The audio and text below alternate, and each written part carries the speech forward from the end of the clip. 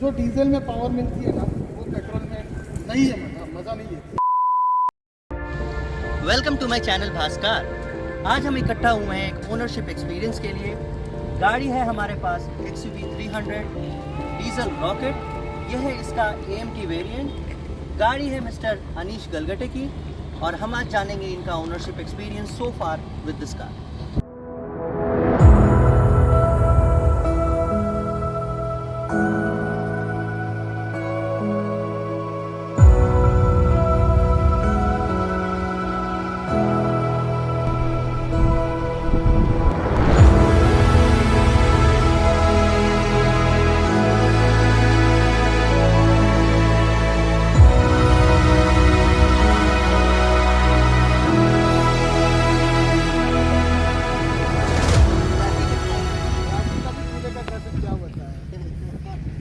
तो चलते रहेगा। ठीक है, हम स्टार्ट करें। हाँ, तो पहला क्वेश्चन मेरा ये है कि ये गाड़ी कब ली और कितने की ली? अभी इसे लेके मुझे करीबन 1 महीना हो गया और ये पड़ी मुझे ऑन रोड 17 लाख। सेल्स के समय आपका महिंद्रा के साथ एक्सपीरियंस कैसा रहा? वैसे ठीक ही रहा। सुना था कि महिंद्रा का सेल्स एक्सपीरियंस इतना कुछ खास नहीं है, तो मैं वैसा प्रिपेयर्ड ही गया था, बट कंपैरेटिवली बेटर मिला। थोड़ा फॉलोअप ज़्यादा लेने पड़े मुझे। उन्होंने गाड़ी जल्दी निकलवा के दी। उनका कहना था करीब 2 से 3 मंथ्स का वेटिंग है। मैं चाहता था गाड़ी जल्द से जल्द मिले। वो एक रहता है ना, जब नया गाड़ी लेते हैं तो थोड़ा एक एक्साइटमेंट रहता है, जितना जल्द मिल सकता है। उसमें मैंने रिक्वेस्ट किया तो सेल्स एग्जीक्यूटिव जो था सौनक सह्याद्री महिंद्रा में बानेर में, वो उसने अच्छी कोशिश की और मुझे गाड़ी बुकिंग करने के बाद 8 दिन में उसने 8 से 9 दिन में निकलवा दी विद रजिस्ट्रेशन। जब आप बुकिंग कर रहे थे तो आपको कितना टाइम का वेटिंग बताया था? वही कहा ना मैंने, 2 से 3 महीने उसने बताया था, बट ऑन रिक्वेस्ट उसने दिया मुझे 8 से 9 दिन में। अभी ये होता है कि किसी की गाड़ी कैंसिल हुई रहेगी, किसी का बुकिंग कैंसिल हुआ रहेगा, तो वो मुझे अलॉट हुई रहेगी। बट वो बोल रहा था कि सर आपके रिक्वेस्ट पे मैंने 7 लोगों को ऊपर रख के आपको पहले अलॉट करवा दिए। थोड़ा मुझे फॉलोअप उसको बार बार लेना पड़ता था, पुश करना पड़ता था। ये एक बात है। बाकी ओवरऑल एक्सपीरियंस तो अच्छा रहा है, ऐसा कुछ दिक्कत तो नहीं आई। एक्सेसरीज़ के लिए वो थोड़ा पीछे थे, एक्सेसरीज़ और इंश्योरेंस के लिए कि आप हमारे पास से ही ले लो, ओरिजिनल एक्सेसरीज़ मिलेगी। इंश्योरेंस जो है आपको बाद में क्लेम्स के लिए प्रॉब्लम नहीं आएगा, बट मैंने इंश्योरेंस जो है वो बाहर से करवाया। अभी बात यह है कि वो जो इंश्योरेंस दे रहे थे उससे आधे से भी कम में मुझे बाहर से पड़ा। सो आप एक जागरूक कस्टमर हैं, आपने बाहर से इंश्योरेंस लिया, अदरवाइज आपको 20-30 हज़ार रुपये ज़्यादा स्पेंड मेरा करने पड़ सकते करीब 35,000 बच गया मेरा ऑन रोड कॉस्ट में। और great. वो जो दे रहे थे सब कवर्ड है, बम्पर टू बम्पर है, वो इंजन प्रोटेक्टर है, लॉक एंड की प्रोटेक्टर है, कंज्यूमेबल्स, टायर प्रोटेक्टर, जितना भी उसमें आता है ना कंपनी से जो लेते हैं इंश्योरेंस, वही इंश्योरेंस है। 3 इयर्स का थर्ड पार्टी है, 1 ईयर अपना जो सेल्फ गाड़ी का इंश्योर रहता है वो इंश्योरेंस कवर है। सो ये एक अच्छा पॉइंट हो सकता है हमारे व्यूअर्स के लिए। जब आप गाड़ी खरीद रहे हैं तो बाहर से भी इंश्योरेंस का एक इंक्वायरी ज़रूर करें कि एक कोट लेकर देखें कि कितने का इंश्योरेंस बाहर अवेलेबल है, क्योंकि जनरली डीलरशिप्स ओवर कोट करके रखते हैं इंश्योरेंस में और वहीं पर उनका ज़्यादा मार्जिन रहता है। So make sure if you are buying a new car you know at least check quotes somewhere outside with other some other apps are there like Policy Bazaar and so you can check quotes for insurance from outside. गाड़ी आपने अभी तक कितने kilometre चला ली है? गाड़ी मैंने कुछ 1300-1400 किलोमीटर चला ली है। और आपने जो चलाई है 1300-1400 किलोमीटर, इसमें रेशियो क्या रहा हाईवे का और सिटी का? इसमें ऑलमोस्ट आप पकड़ लीजिए 70% हाईवेज पे चलिए गाड़ी, 30% सिटी में चलिए। ओके, और आपको एवरेज क्या मिल रहा है अभी गाड़ी में? एवरेज मुझे हाईवे पे इन मिक्स्ड ड्राइविंग कंडीशंस, मतलब अगर मैं एक 80-90 तक एक शरीफ बंदे की तरह चलाता हूँ तो मुझे दे देती है एक 16-17 तक दे देती है। और थोड़ा मैं खींचूँ 100-120 के ऊपर लेके जाऊँ तो मिक्स्ड मतलब क्रूज़ करता हूँ मैं 70-80-90 के बीच में, और थोड़ा बहुत खींचता हूँ 100-120 में तो एक 15 तक दे देती है हाईवे स्पीड। तो एवरेज 15 का ले सकते हैं। हाईवेज के लिए। आपने जो ये एवरेज चेक किया है, ये आपने टैंक टू टैंक चेक किया है? टैंक टू टैंक, ये जो MID में दिखाता है उसमें 17.5 दिखा रहा था, but tank to tank check किया तो 15 तक आता है। और सिटी में अगर आप पूछिएगा तो पुणे का ट्रैफिक कंडीशंस वर्स्ट है, इसमें आपको सिंगल डिजिट एवरेज मिलेगा। 10 मिलता है वैसे, कभी कभी सिंगल डिजिट में भी जाता है। और मैं सिटी और हाईवेज का क्लब करके बताऊँ तो 12 का एवरेज मिला है अभी तक। 12 का एवरेज। सो भारी भड़कम गाड़ी है, सो 12 का एवरेज तो मुझे अच्छा लग रहा है, कंसिडरिंग कि 1300 mm का NM का टॉर्क है इस गाड़ी को। और सो बाकी और कौन सी गाड़ियाँ देखी थी आपने जब आप ये लेने की सोच रहे थे? तो आपने और भी गाड़ियाँ देखी होंगी। देखी तो थी, वेन्यू देखी थी मैंने, नेक्सॉन देखी थी, पर ये गाड़ी का जो फील है ना,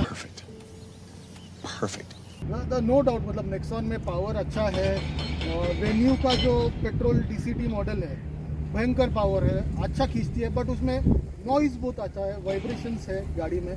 1 लीटर का टर्बो इंजन है, पेट्रोल इंजन है, तो जो मज़ा इसमें है वो उसमें नहीं है।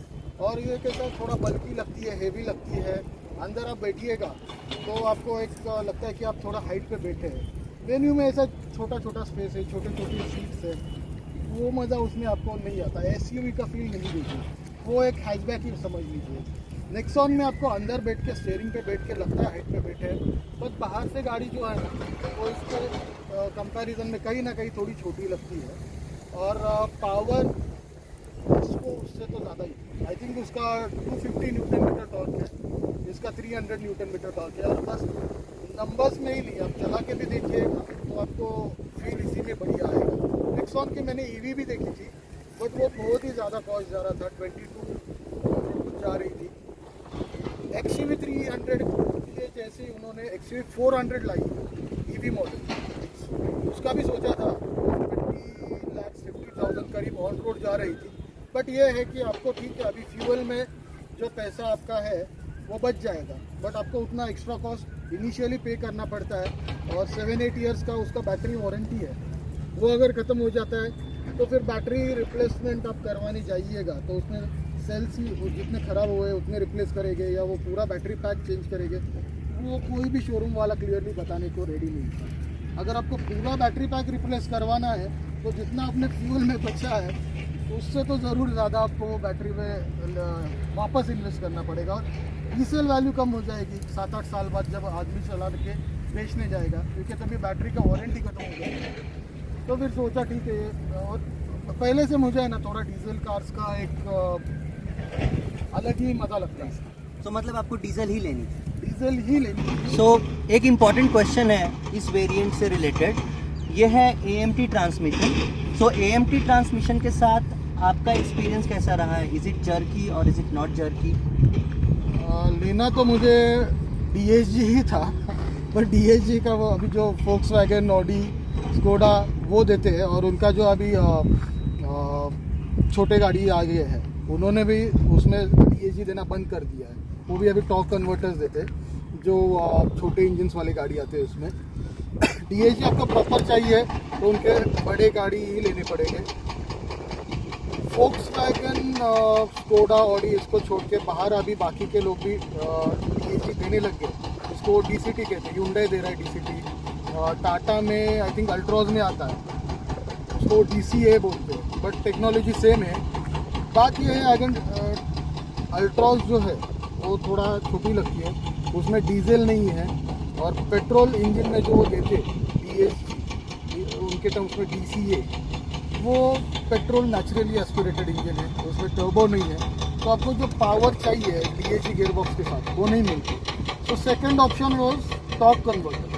टॉर्क कन्वर्टर महिंद्रा, पता नहीं महिंद्रा ने इसमें देना चाहिए था, 17 लाख की गाड़ी बेच रहे हैं तो टॉर्क कन्वर्टर तो एटलीस्ट वो दे ही सकते थे, पता नहीं क्यों दिया नहीं इन्होंने। एक बस आप ये बोल सकते हैं कि ये गाड़ी में मुझे बस एक कुछ अच्छा नहीं लगा, वो है इसका गियरबॉक्स। ये तो ये जर्की है क्या या जर्की नहीं है? अभी आप हुंडई मारुति के चलाइएगा तो उसमें जो आपको जर्क बैठता है डेफिनेटली उतना जर्की नहीं है। हुंडई मारुति के आपको जब ओवरटेकिंग पे आप एकदम से एक्सीलरेट करते हैं तो वहाँ करके एक दो गियर डाउन करते, खींचते फिर डाउन शिफ्ट करते, खींचते फिर डाउन शिफ्ट करते। इसमें नहीं, इसमें एकदम से आपको ओवरटेक करना है, अपने पंजा दबा दिया, 2 गियर डाउन शिफ्ट हो जाएंगे, आपको जो पुल मिलेगा वो आप एंजॉय करेंगे। बट थोड़ा जो शिफ्टिंग होता है ना, उसमें आपको महसूस होता है। डेफिनेटली मारुति हुंडई से तो इसके काफ़ी बेटर है इसका गियरबॉक्स, बट AMT का जो फील है वो है। सो मारुति और हुंडई से एक्सपीरियंस अनीश का ऐसा है कि बेटर है AMT ट्रांसमिशन इस गाड़ी का। और आई थिंक इनके पास ऑप्शंस भी नहीं था डीजल में अदर ऑटोमेटिक्स के लिए। हाँ। This was the only option. Yes. और Creta और Tata Nexon was the option. Creta इससे एक सेगमेंट ऊपर चली जाती है, सेगमेंट ऊपर जाता है और वो कॉस्ट 20 भी के आपको पास। ज़्यादा पड़ जाता है। क्रेटा या फिर सेल्टॉस जो है वो एक सेगमेंट ऊपर जाता है। अभी ये सब 4 मीटर वाली कार है, वो अब 4 मीटर जाती है, तो कॉस्ट एकदम से 4-5 लाख से बढ़ जाता है। उसका भी मैंने सोचा था, बट वो कम्प्लीटली आउट ऑफ बजट जा रहा था, 21-22 तक जा रहा था उसका डीजल ऑटोमेटिक, अगर मैं सोच रहा था। तो बिहाइंड द व्हील से ये कार कैसी है? बिहाइंड द व्हील से मेरा मतलब है ड्राइविंग डायनेमिक्स, हाईवेज पे कॉर्नरिंग करते समय। एकदम बढ़िया। आपको वो जो बॉडी रोल है वो कम से कम महसूस होगा। हाईवेज पे तो ऐसा आप सोचेगा कि आगे आपकी कोई गाड़ी चल रही है, आपको उसको ओवरटेक करना है, तो आप सोचते ही हो आप उसके आगे निकल गए। इतना with in fraction of seconds में निकल जाती है, क्योंकि पिकअप जो है ज़बरदस्त है। गाड़ी तो डीजल रॉकेट है, जैसा मैंने स्टार्ट में ही बोला था। 300 Nm का टॉर्क है गाड़ी को, and one of the best cars in it segment. इससे बढ़िया आपको सब 4 मीटर में SUVs कोई दूसरी है नहीं। टाटा नेक्सॉन भी अच्छी है, एंड सबसे बड़ी बात कि ये 5 स्टार रेटेड कार है सेफ्टी में, इनकैप रेटिंग, जो कि सबसे आजकल इम्पोर्टेंट है किसी भी फैमिली वाले आदमी के लिए, कि उसकी फैमिली सेफ रहे in case of any accident, god forbid, but then 5 star safety is available in this car as per NCAP rating. So overall experience आपका इस कार से, अगर आपको 100 के ऊपर में रेट करने के लिए बोलूँ तो आप इसमें कितने मार्क्स देंगे? 97 आउट ऑफ 100। तो तीन मार्क्स आप काट रहे हैं गियर बॉक्स के? नहीं, 3 चीज़ें हैं जो मुझे इसमें सही नहीं लगी, उसके लिए मैं काट रहा हूँ। पहला तो एक AMT के बदले ये टॉर्क कन्वर्टर दे सकते थे। दूसरा, इसमें रियर वेंट्स नहीं है, रियर AC वेंट्स नहीं है। और अभी इतना महंगा गाड़ी है तो एटलीस्ट वेंटिलेटेड सीट्स इन्होंने देने चाहिए। हेडलाइट का कैसा एक्सपीरियंस है आपका? इसमें प्रोजेक्टर मिलता है आपको, हेलोजन लैम्प, तो हेडलाइट आपको हाईवे पे और सिटी ड्राइविंग में कैसा लगा? देखिए, इसमें जो हेडलाइट है, लो बीम आपको प्रोजेक्टर मिलेगा और वो हैलोजन में आता है।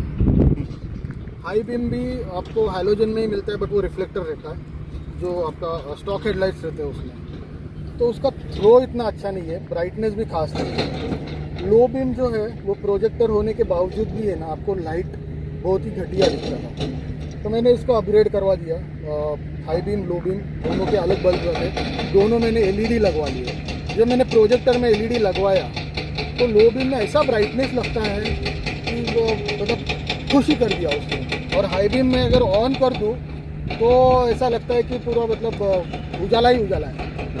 सो जैसा अनीश ने बताया अभी, अगर आप ये कार लेने की सोच रहे हैं तो maybe you will have to go for headlight upgrade, but you know make sure कि वायर कटिंग ना हो, अदरवाइज आपके कार की वारंटी वॉइड हो जाती है।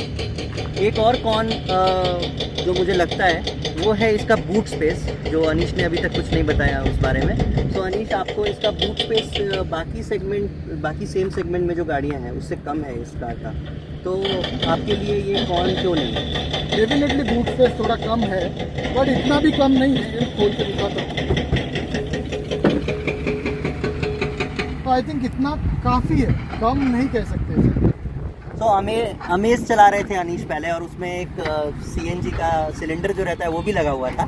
सो एंड उसमें भी उनका काम एक छोटी फैमिली के लिए आराम से हो जाता है। अभी मेरे पास जो अमेज है उसमें तो ऑलरेडी CNG, उसका 400 लीटर्स का बूट है, उसमें CNG का टैंक आता है। और उसके बावजूद 2 फैमिली अगर हम 4 दिन का 5 दिन का कहीं आउटिंग को जाते तो हमारा पूरा सामान बैठता है। कई बार हम है ना हमारे गांव जाते हैं, जहाँ से लौटते वक्त हम ज्वारी के या फिर गेहूँ के बोरियाँ भर भर के लाते थे, तो उतना जो स्पेस उसमें मिलता था वो इसमें इतना मिल ही जाता है। जो पार्सल ट्रे, फूड ट्रे, वो आप निकालिएगा तो और थोड़ा ऊपर तक सामान भी इसमें बैठ सकता है, तो इतना भी कम नहीं है। अभी देखिए ये जो गाड़ी है ये सब 4 मीटर वाली गाड़ी है, इसमें सबसे बड़ा बोनेट आपको मिलता है। अंदर जो स्पेस है, सिटिंग स्पेस, पीछे के लिए भी, पीछे के सीट्स के लिए भी, वो इससे अच्छा आपको कोई सब 4 मीटर नहीं मिलेगा। उतने में थोड़ा आपको बूट स्पेस कम मिलता है थोड़ा, तो I think that is okay. वो मेरे हिसाब से कोई कॉन नहीं है। तो I think according to Anish जो बूट स्पेस है वो एक छोटी फैमिली के लिए प्रॉपर है। 2 छोटी फैमिली कर सकते हैं। हफ्ते के लिए भी सामान अगर वो प्रॉपर ऑर्गेनाइज में सामान कैरी करे तो उनको आई थिंक इतना सफिशिएंट है। राइट। और एक छोटे बूट स्पेस का जो एडवांटेज है वो आपको अपने नी रूम में मिलेगा कार के कैबिन के अंदर। और बोनेट भी बड़ा मिलता है, जो ऐसा बॉक्सी लुक आता है, ऐसा हंग टाइप सामने से लगती है गाड़ी, उसका फील ही कुछ और है। इन्होंने यहाँ पे शार्क फिन एंटीना नहीं दिया है, जनरली इस सेगमेंट में दे रहे हैं लोग। देना चाहिए था, देना ठीक है, वो इतनी बड़ी बात नहीं है। तो बाकी हम गाड़ी के फीचर्स देखेंगे अभी, गाड़ी में क्या क्या फीचर्स है। एंड सो प्रोज की बात कर लें थोड़ी। So what are the best things that you feel? Pros की अगर आप बात कीजिएगा, जो बेस्ट थिंग्स, सबसे पहली बात आती है इसका टॉर्क, भयंकर टॉर्क, भयंकर पिकअप। उसके बाद ऑटोमेटिक कार है, सिटी ड्राइविंग में उसमें जो क्रीप फीचर है उससे आपको ज़्यादा क्लच तो है, ब्रेक एक्सीलरेट करना नहीं पड़ता, ब्रेक पे पैर रख के थोड़ा लिफ्ट कीजिएगा तो गाड़ी धीरे धीरे आगे बढ़ती है, उतना आपको कंफर्ट मिल जाता है।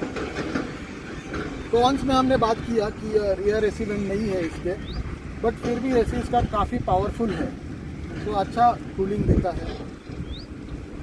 इंफोटेनमेंट सिस्टम लैगी है या नहीं लैगी है? इंफोटेनमेंट सिस्टम जो है ये Android auto, Apple CarPlay support करता है, तो आई थिंक ठीक ठाक दिया है। अच्छा है, बट छोटा है, 7 इंच है ये सेगमेंट में। बाकी के कार्स जो है वो 8 इंच, 9 इंच 10 इंच देते हैं, ये लग गए अभी, तो ये मेरे हिसाब से 10 इंच का देते तो और बेहतर लगता। But it gets your job. It gets my job done. ऐसा नहीं है कि मुझे मतलब कुछ रिप्लेस करवाने की सोचना पड़े। तो पीछे रियर एसी वेंट्स नहीं है, लेकिन इसको क्लाइमेट कंट्रोल एसी है, dual zone climate control. That's correct, dual zone climate control ये एसी है। कोई इस सेगमेंट में नहीं है। तो आपको फिर भी रियर एसी वेंट नहीं होना कौन क्यों लग रहा है? क्योंकि आई थिंक आपका केबिन प्रॉपर ठंडा करता होगा। तो उतनी कड़ी धूप में अगर आप निकलते तो ठंडा होने में थोड़ा टाइम लेता, और जो स्पेशली पीछे बैठते हैं उनको थोड़ा लेस कंफर्टेबल लग सकता है। तो रियर एसी वेंट होते हैं तो जल्दी ठंडा हो जाता है, उनको एटलीस्ट थोड़ा हवा भी आता है। आप कभी गाड़ी में बैठ जाते हैं, फ्रंट से जो हवा आता है वो भी थोड़ा रिफ्रेशिंग लगता है। ये रूफ रेल्स भी जो है ये एक्चुअल में these are functional roof rails. हाँ, तो अगर कभी इसके ऊपर आप कैरियर भी लगा सकते हैं। तो अगर कभी आपको ज़्यादा लगेज कैरी करने की ज़रूरत पड़ती है तो you can go for a carrier and you can carry additional luggage. तो overall the look and feel of the car is, इनका ये जो लोगो है ना, ये मुझे बहुत बढ़िया लगा। पहले एकदम घटिया सा लोगो था उनका, ये जो है ये अलग ही लुक देता है एक कार को। या it looks like a butterfly. Pair of wings, वो उन्होंने वैसा ही एडवर्टाइज किया है। ये एलईडी टेल लैम्प्स भी बहुत ज़्यादा इम्प्रेसिव लगते हैं। It looks like I would say, आपने अगर ए क्लास देखा होगा मर्सिडीज़ का, तो उसका लाइट भी बहुत कुछ इससे रिजेंबल करता है। ये रिफ्लेक्टर्स दिए हैं यहाँ पे। पहले इसमें रियर फॉग लैम्प्स भी आते थे, ये कंपनी ने थोड़ा कॉस्ट कटिंग किया है। 17 इंचेस व्हील्स आते थे, अभी इन्होंने 16 इंचेस किया है। उन्होंने पूछा मैंने उन्हें, भाई ऐसा क्यों किया, कॉस्ट कटिंग क्यों कर रही है इतना कंपनी, ये आपका मतलब टॉप मॉडल को तो एटलीस्ट आप दे ही सकते, इतना पैसा तो ले रहे। तो बोले कि कॉस्ट कटिंग नहीं है, इसके पीछे का रीज़न है बेटर राइड क्वालिटी। क्योंकि 17 इंचेस में है ना, टायर कट्स के कंप्लेंट्स आते थे उनको, और इसमें काफ़ी बेटर राइड क्वालिटी मिलती है। तो ये एक बात उन्होंने कही। पहले इस गाड़ी में OBRM में हीटेड OBRMs आते थे, अभी उसको भी बंद किया महिंद्रा ने। I think that was a good addition. Outdoor या वो वाली वो भी है। अभी गाड़ी का एक फीचर्स देखते हैं। यहाँ पे आपको एलईडी टेल लैम्प्स मिलता है, वाइपर मिलता है, फॉगर मिलता है यहाँ पे, हाई स्टॉप लैंप्स मिलते हैं इधर, साथ में रेटिना नहीं मिलता। यहाँ पे रिफ्लेक्टर मिल जाता है आपको, महिंद्रा का लोगो, नया वाला लोगो। 16 इंच के डायमंड कट अलॉय व्हील्स मिलते हैं आपको यहाँ पे। पीछे भी इसमें डिस्क ब्रेक्स हैं, हाँ, right? ये एक अच्छा फीचर है। And I think this is the first in the segment, right? Others, unique feature. yeah, in others, this segment. other cars in the same segment do not have rear disc brakes. Tire section इसका 205/65 R16 है। यहाँ पे आपको request sensors मिल जाते हैं lock unlock करने के लिए। ये आपके अगर चाबी अगर आपके पॉकेट में है तो आपको निकालने की ज़रूरत नहीं है, you can just lock and unlock from here. यहाँ पे आपको इंडिकेटर्स मिलते हैं ORPMs पे। फ्रंट के लुक की बात करें तो आपको यहाँ पे LED DRLs मिल जाते हैं, प्रोजेक्टर हेडलैम्प्स हैं, यहाँ पर एक फॉग लैम्प भी दिया है। हैलोजन में ही आपको इंडिकेटर सामने ग्रिल है, सामने में आपको स्किड प्लेट है यहाँ पर।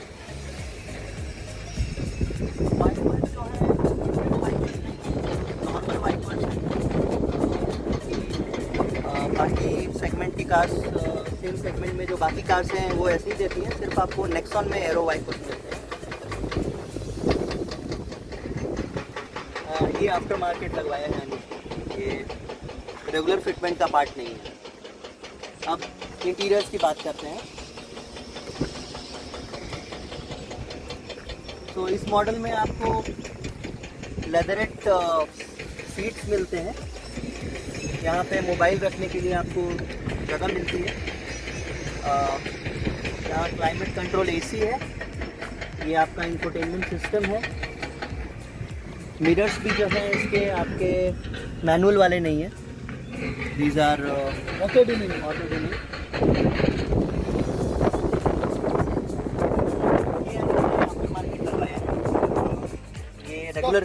ये रेगुलर फिटमेंट का ये स्टॉप प्लेट नहीं पार्ट है। इसका मुझे जो ये मैक्स है वो मैंने कंपनी से ही लिया है, तो वो अच्छा, उसका क्वालिटी मुझे अच्छा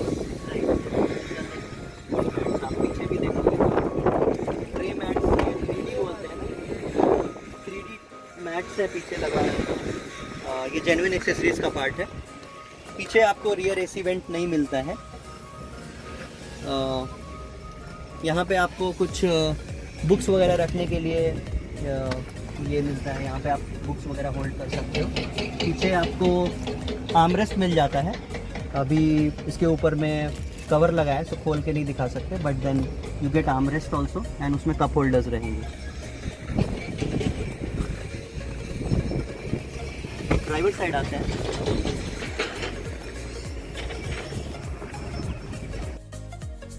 तो आपको यहाँ पे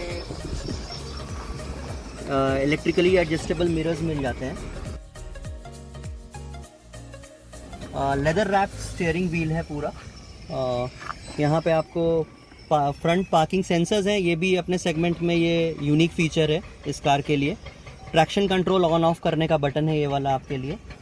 ऑटो स्टार्ट ऑन ऑफ का भी बटन है, जैसे सिग्नल पे रुकते हैं तो गाड़ी अपने आप बंद हो जाती है, तो वो आपको ऑफ करना है तो वो कर सकते हैं। राइट, तो ये हाइब्रिड फीचर भी है, किसने लिया है?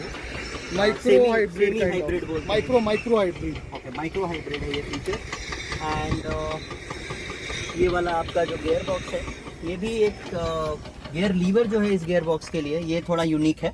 ये it is, I will say it is more like a joystick than a gear liver.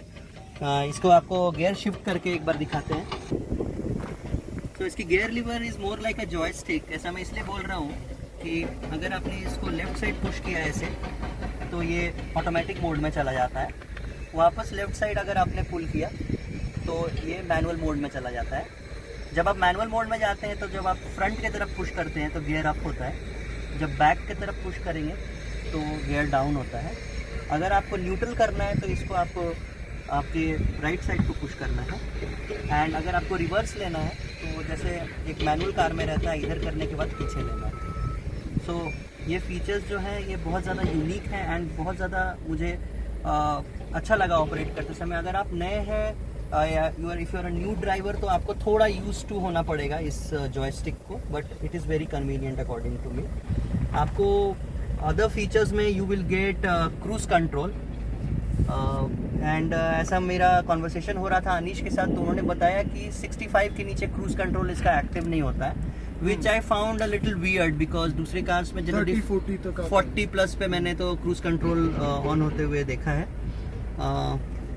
Rest 6 airbags मिल जाते हैं आपको इस वेरिएंट में, साइड एयरबैग्स भी हैं यहाँ पे आपको, एंड यहाँ पे क्रोम फिनिश मिलती है आपको डोर हैंडल्स के ऊपर में। यहाँ पे आपको एक आर्मरेस्ट मिल जाता है, ये आपका हैंड ब्रेक हो जाता है। आपको इसमें वायरलेस फ़ोन चार्जिंग नहीं मिलेगा, ये एक नॉर्मल एक जगह दिया है आपको फ़ोन रखने के लिए। एंड इसका ग्लव बॉक्स बहुत ही बड़ा है, 2-3 आपको 1 लीटर के बोतल यहाँ पे आराम से आप लैपटॉप भी रख सकते हो। हाँ, ये बहुत बड़ा है ग्लव बॉक्स इस सेगमेंट का। एंड ये वाले आपको हेलोजन लैंप्स मिलते हैं, एलईडी नहीं मिलते इधर में। और इसकी बात करना भूल गए हम, आपको इस कार में एक सनरूफ भी मिल जाता है। ये पैनोरामिक सनरूफ नहीं है, but it's a large size sunroof, जिससे एक छोटा बच्चा बाहर खड़ा हो सकता है। हम रिकमेंड नहीं करते कि बच्चे खड़े हों इससे वाइल ड्राइविंग, बट अगर आपको कहीं पे फ़ोटो शूट वगैरह करनी है तो छोटे बच्चे या फिर फैमिली मेम्बर्स आपके एक चीज़ और है जो मैं बताना भूल गया, कंसोल में ये आपको आपका स्टीयरिंग व्हील का डायरेक्शन बताएगा। अगर गाड़ी खड़ी रहेगी तो आप घुमाइए, हाँ देखिए वहाँ पे आने लग गया, दिख रहा है डायरेक्शन कंसोल। ओके, तो आप यहाँ पे देख रहे हैं ये राइट बना हुआ है यहाँ पे, और अभी जो एरो जहाँ पॉइंट कर रही है हमारा चक्का उस तरफ में पॉइंट कर रहा है। अगर मैं अभी लेफ्ट की तरफ घुमा रहा हूँ तो ये पॉइंटर जो है वो आपका लेफ्ट की तरफ जा रहा है। सो नए ड्राइवर्स जो है उनके लिए ये फीचर बहुत ज़्यादा यूजफुल हो सकता है। यस। एक और बात है, आप वापस उसको सेंटर में लाइए स्टीयरिंग, और थोड़ा 1-2 सेकंड के लिए स्टिल कीजिए, वो वहाँ पे एवरेज दिखाएगा। MID में जो एवरेज दिखता है वो दिखेगा। हाँ, तो अभी आप देख पा रहे हैं कि एवरेज जो है .12 दिखा रहा है यहाँ पे। आई डोंट नो महिंद्रा ने ये ऐसा क्यों किया है, बट ये जब एक्चुअल एवरेज 12 के नीचे जाता है तो वो यहाँ पे MID में 12 पे स्टक हो जाता है। ओके, वो 12 के नीचे नहीं दिखाता है। ये एक बग हो सकता है, या फिर ये गाड़ी 12 से कम का एवरेज देती ही नहीं है। ऐसा तो है नहीं। ये मैंने फर्स्ट सर्विस में चेक भी कराया, उनसे पूछा तो बोले नहीं, ये मॉडल के लिए वो मिनिमम एवरेज जो है वो 12 पे ही दिखाएगा, भले ही उसके नीचे गया तो नीचे नहीं जाएगा। तो अभी आप समझिए हाईवेज पे जाने लग गए, चला रहे 40-50-100 किलोमीटर चला ली, जैसे जैसे एवरेज ऊपर आएगा फिर वो 12.1 12.2 और ऊपर जाएगा। बट 12 के नीचे आप पूरा दिन गाड़ी शुरू करके ऐसा छोड़ दे तब भी वो 12 के नीचे नहीं जाएगा। अभी आपने सर्विस की बात की तो मैं एक बात आपसे पूछना भूल गया, पहली सर्विस में आपको कुछ खर्चा आया क्या, या फिर आपको कुछ पे करना पड़ा? नहीं, कुछ 80 रुपीज उन्होंने लिए। वो ये सीट पे कवर्स चढ़ाते हैं, यूज एंड थ्रो कवर्स, ताकि वो गंदा ना हो। तो उसका बस लिया, बाकी तो कुछ सर्विस में था ही नहीं, ऑयल चेंज था नहीं, कुछ भी नहीं था। ओके, सो ये फर्स्ट फ्री सर्विस थी, तो अभी सिर्फ 1360 किलोमीटर गाड़ी चली है। सो अनीश का जब एक मेजर सर्विस आपकी इस कार की होती है तो वापस क्या खर्चा आ रहा है? फर्स्ट सेकंड सर्विस भी तो फ्री रहेगी, थर्ड सर्विस के बाद क्या खर्चा आ रहा है वो हम लोग आपसे जानना चाहेंगे। सेकंड सर्विस अभी इसकी 10,000 किलोमीटर्स पे, थर्ड जो है वो 20,000, एंड फिर उसके बाद 20-20 हज़ार किलोमीटर्स के बाद आपको ऑयल चेंज करना है, ऑयल चेंज वाली सर्विस होगी। ओके, सो 10,000 किलोमीटर्स पे ऑयल चेंज रहेगा इसका? 10,000 पे first time oil change. Right, so I think next service जो रहेगी आपकी उसमें हम आपसे कॉस्ट के बारे में बात करेंगे कि सेकंड सर्विस में आपका कितना कॉस्ट लगा है। I think you will just have to pay for consumables, but वो कितना आया खर्चा वो आपसे जानने की कोशिश करेंगे। Yes. So overall the car looks great and congratulations to Anish for this great car. Thank you and the great choice and happy and safe journey using this car. You ready, kid? तो ये था हमारे XCV 300 diesel rocket का ownership experience. Thank you Anish for your time and you have a great car.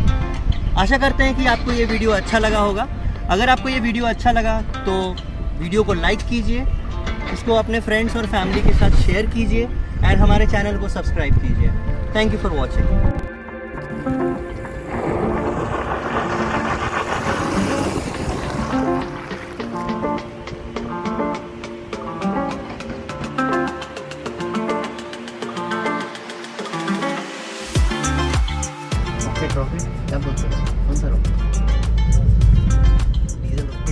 Diesel rocket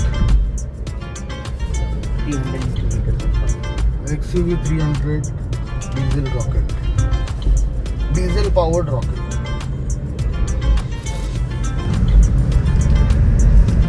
ऐसा pickup है रे, आदमी seat पे चिपक जाता है। मेरे को तो ऐसा धक धक हो रहा है।